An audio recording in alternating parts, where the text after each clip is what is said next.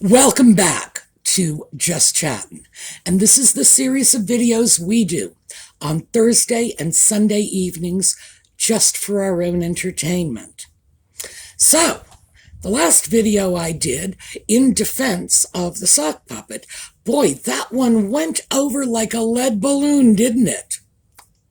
Well, I do want you to know that I've read your comments, and the dissenting comments, and thank you for this, were polite, articulate, and well-reasoned, which, frankly, is the only way you ever get anyone's attention. So, good for you. And I started off with a position that was over here somewhere, even though you folks were over here mostly. And after reading the comments, I kind of came over a little bit, not 100%, but I do understand the points you are making. I respect them. And quite frankly, you all know, you've changed my mind in the past, particularly about the putative children. So, yeah, I'm never absolutely married to an opinion. If enough evidence comes along to convince me that my position is not the right one, I will change and I will let you know.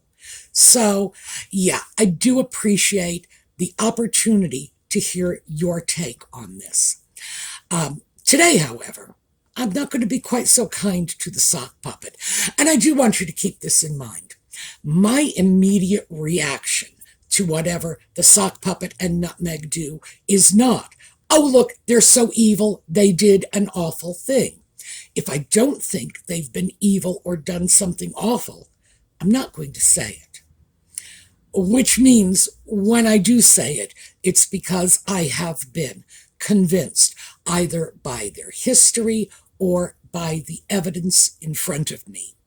So, yeah, this time out, the evidence in front of me and the history is telling me that the sock puppet's visit to his poor, sick pa was nothing more than a publicity stunt.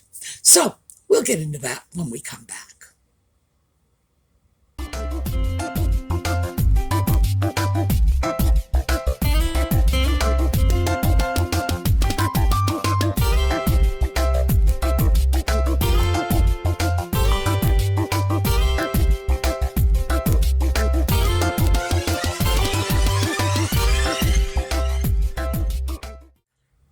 So we need to start with Catherine. Now, Catherine is fabulous. What else can you say? Catherine is fabulous. She's also having some serious medical situations going on in her life right now. And we don't know what they are, and she has asked for privacy, so I have avoided discussing this, and I am discussing it now for the greater context. Keep that in mind. We're not going to speculate. So, we have to consider that whatever is going on with Catherine medically was enough to keep her in the hospital for 13 days and then require an additional 2 months of recuperation time.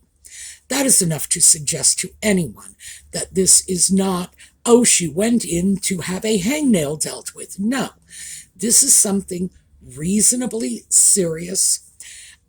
It's clear that she and William and the whole family, I'm guessing, would prefer we not engage in speculation, so we're not going to do that, but we have to throw it out there for the context.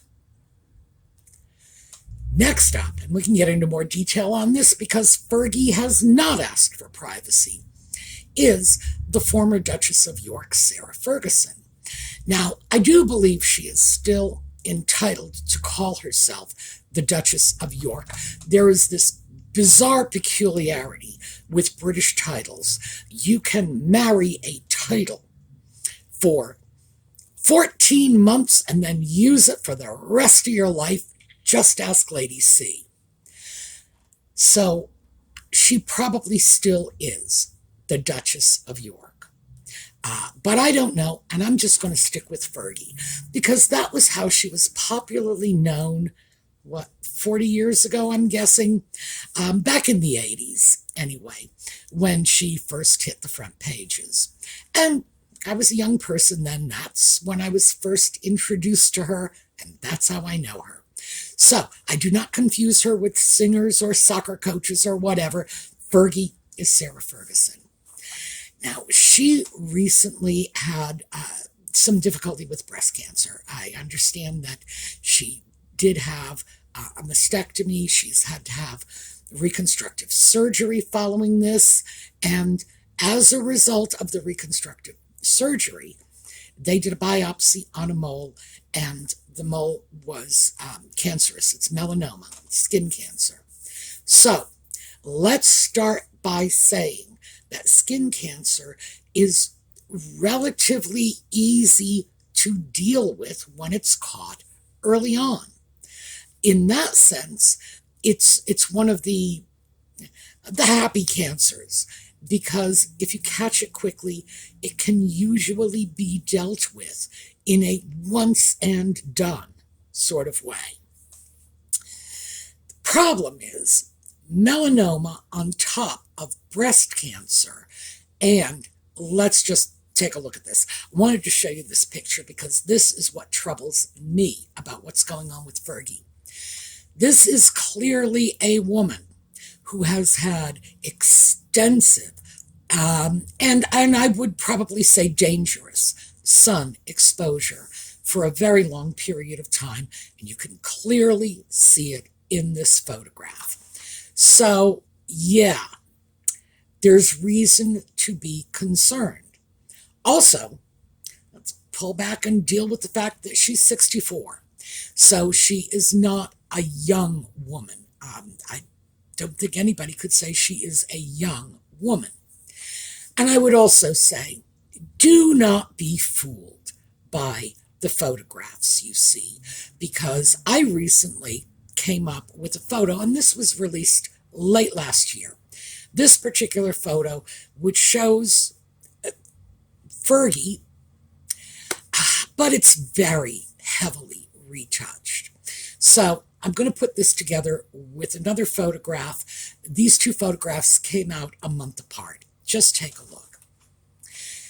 Now, the problem with this, obviously, is when we see these highly doctored, photoshopped, retouched, whatever photographs, we are very much inclined to perceive that we are looking at a woman in her mid-60s who is in very, very good physical shape.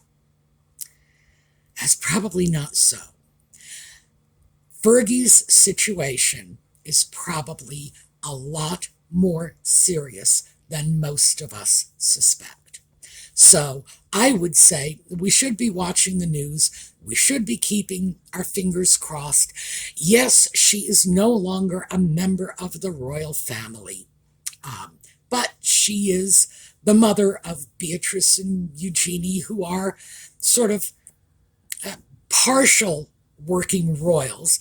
I don't think they are official working royals, but they do occasionally do engagements. As time goes on, who knows? They may be called upon to do a little more in terms of engagements. The streamlined royal family is getting streamlined in all the wrong ways at this moment. So we have to consider that we have Catherine, whose situation may or may not be serious, we do not know. Fergie, whose situation is almost certainly more serious than we might think just based on the statements that have been released. And keep in mind, this is all the same family. We may be able to separate the working royals from the non-working royals, but we're still talking about people's parents, people's in-laws, people's children, So I would say at this moment, when we're dealing with that, and then Charles and cancer diagnosis, We're looking at a family that is in medical crisis. There's no two ways around this. Charles, who is in fact in good health, he's active, and he's had a very carefully controlled diet for a number of years. He's picky about his food. He's picky about his exercise. Good for him. But we cannot lose sight of the fact that Charles has advocated some crackpot, and I'm sorry, that's the best way I can put it, some crackpot cancer treatments in the past. And we should all be very concerned about someone in his situation with a fondness for alternative medicine. Now, when I say crackpot, I'm talking carrot juice and coffee enemas. We're very clear about where the coffee goes. We're not clear about where the carrot juice goes. Let's hope it's not going the same place as the enemas. But this is a matter of established fact that Charles accepts this as reasonable treatment for cancer. And because he's gone on record, this is like an undeniable set of facts. Now, if he wants to get conventional treatment and drink a bunch of carrot juice or a bunch of coffee, or take the carrot juice and coffee and stick them where the sun don't shine, I don't think anybody's going to be overly troubled. And I don't think it's going to present any serious problems. On the other hand, if he pulls away from conventional treatment in favor of some of these fringy alternative medicine things, yeah, there could be problems. Now, let me go on record before people start writing in saying, well, alternative medicine, not all alternative medicine is crackpot. But absolutely some of it is. Furthermore, some of it is very, very dangerous, not just because the treatments themselves are risky, but because the treatments, the mere availability of the treatments, can encourage people to move away from proven conventional treatments over to the fuzzy side, which in fact could produce some results that we'd rather not dwell on. It's just that simple. So when we look at the totality of what is going on in this family, I think we have to agree it's a family in medical crisis.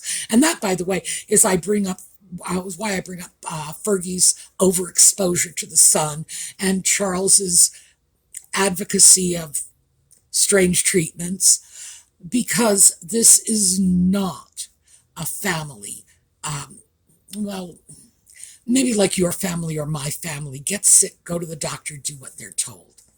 They seem to have their own take on things, which very clearly puts them at greater risk for a potentially bad outcome. So there you go. And in the middle of all of this, we have the sock puppet who wants a photo op.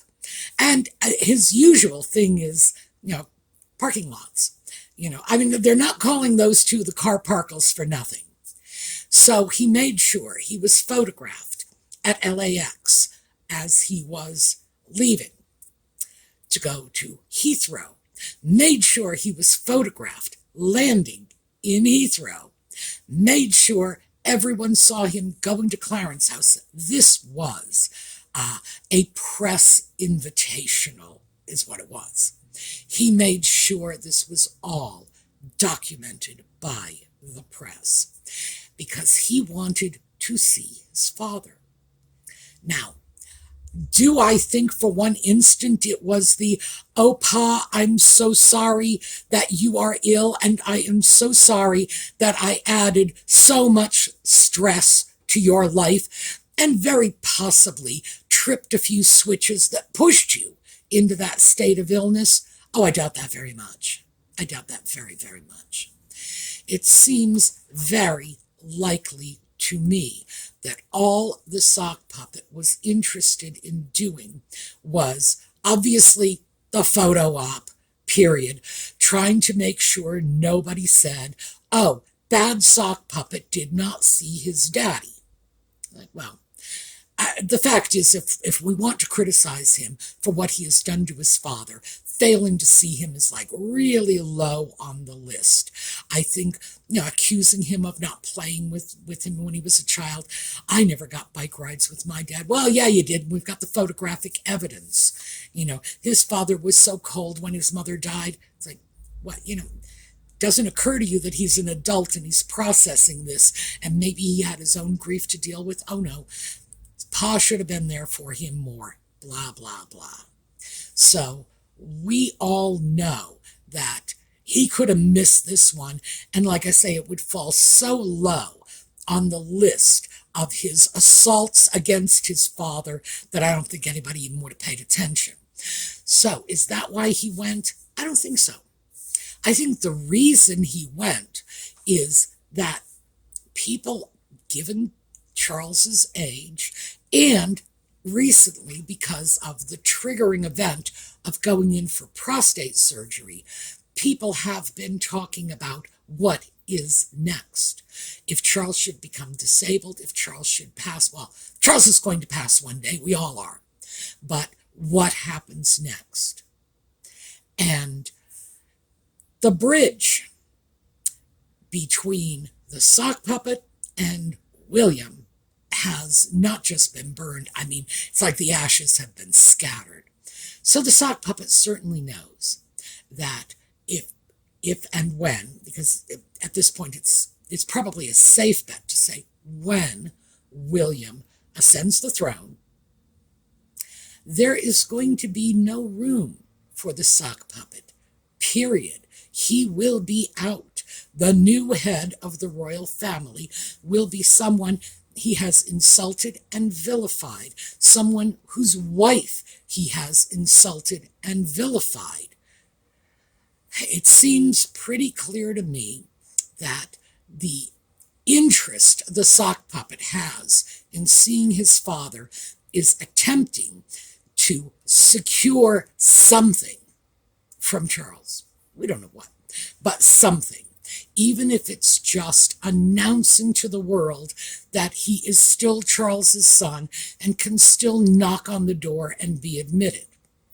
Problem with that is he shows up, and it's being widely touted by the press that there was a 45-minute visit between the sock puppet and his father. Well, no, that's not exactly supported by the evidence. The evidence supports that there probably was a visit, not definitely, mind you, because there's no indication. Are there photographs of the two of them together in this meeting? No. So, probably, we're still in the realm of probably, that there probably was a visit. And by looking at the time at which the sock puppet arrived at Clarence House and the time Charles left to go to Sandringham, 45 minutes was about the maximum amount of time they could have spent together. That's all. That does not mean by any stretch of the imagination that they did spend 45 minutes together. It could have been 5 minutes. It could have been 10 minutes. The sock puppet could have gone into the room raging and screaming, demanding apologies for their unconscious bias and speculating on the color of his unborn child, which, by the way, we got some confusion about. Did that happen when the child was allegedly incubating, or did that happen before they were even married? Who knows? Remember, that particular story is on very shaky ground to begin with. And it could have gone the other way. The sock puppet could have walked in and Charles could have said to him, what do you mean by allowing your mouthpiece, Omid Scobie, to tell the world that Catherine and I were the ones to speculate on the race of your child? We don't know. We do know it was short. We also know that the sock puppet did not stay in any of the royal residences. And remember, there are a lot of little royal residences going around. didn't stay in any of them, stayed in a hotel, and left 26 hours after arriving. Now, I have some concerns about this and the private jets, and, basically, that's using a private jet like an Uber, but he's got to deal with it. We're going to have to buy more trees to offset that carbon footprint, aren't we? The fact is, we don't know what happened.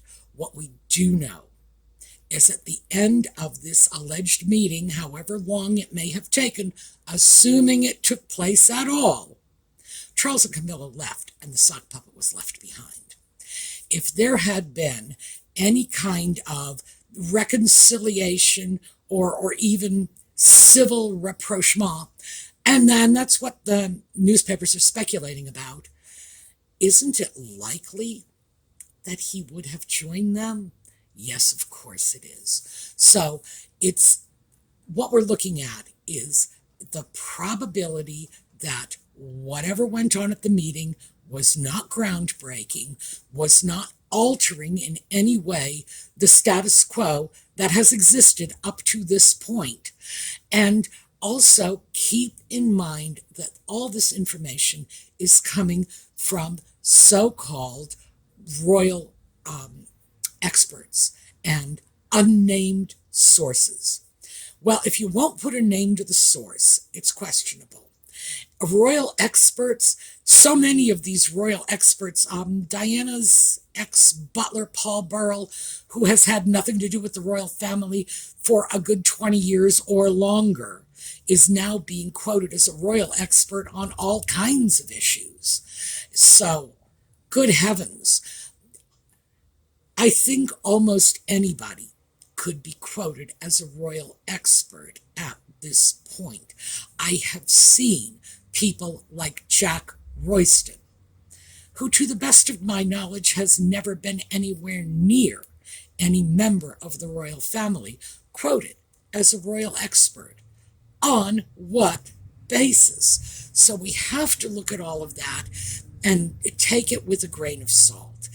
If it backs up other information that we have from credible sources, well, yeah, maybe we can give it a little bit of attention.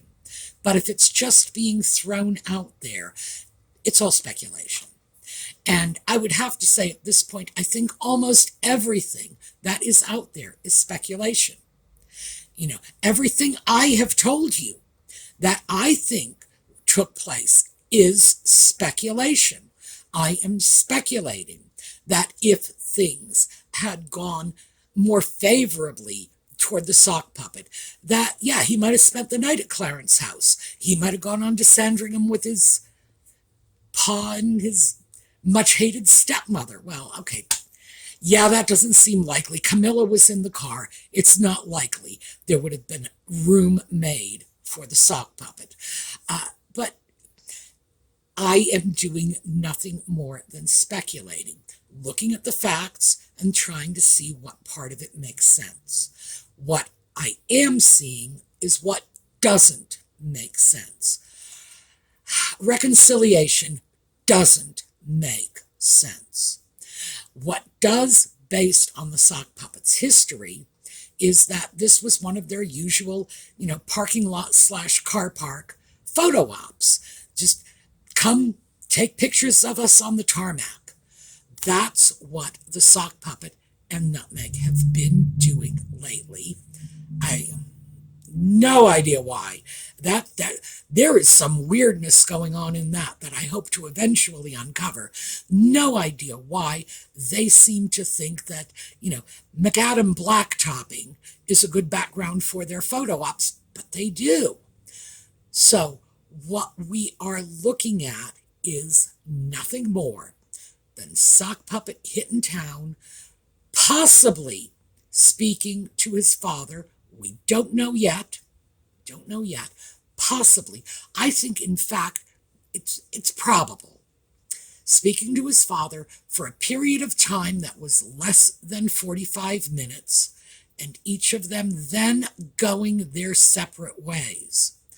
And I think that's what we need to focus on, because that tells us the whole story. He went back to California, and Charles and Camilla went on their merry way to Sandringham. The fact that he did this at this particular moment, remember, we're going back to context, when we have Catherine, who is recovering, when we have Fergie, who is still in treatment as far as I can see with regard to the melanoma. And keep in mind, they may be dealing with one melanoma. That does not mean she is going off the cancer watch list. No, not even close. So Fergie is apparently still in treatment, and Charles has just been given a diagnosis which he probably has not had a chance to process yet. So this really should be all about them. The privacy Catherine wants, the support that Fergie wants. Charles apparently is really only looking for a little quiet time to sort this through with his wife. Perfectly understandable. I don't see any of them getting what they want when the sock puppet breezes into town with the photographers. So what we really have to say is it was just another instance of the sock puppet making it all about him.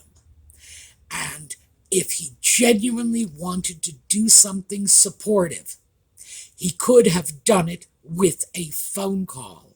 He could have Skyped or FaceTimed or whatever it is that people are doing. He could have done what I'm doing right now, made a video and posted it to TikTok or YouTube or whatever. He could have easily had the contact with his father to wish him well, wish him a safe recovery, to assure him he still loved him and blah, blah, blah, blah, blah, assuming Charles bought into any of that. But no, that's not what he did. This was his let's make everything all about me moment. And he succeeded. He was on the front pages. He was getting the headlines. The King of England, well, the King of the United Kingdom. The King of the United Kingdom. I'm sorry about that. I tend to think historically. All right, so the king has been diagnosed with cancer. That should be the headlines. It really should. It should not be eclipsed, by the prodigal son saying, hey, Pa, I'm back. And that's what the sock puppet turned it into. Now, I personally, and here's personal opinion, keep in mind, personal opinion only, I personally believe that people's emotional structure, are they happy in their family life? Is it stress-free? Or conversely, are they unhappy? Is it difficult? Is it complicated? I think that can have a great impact on their health and well-being.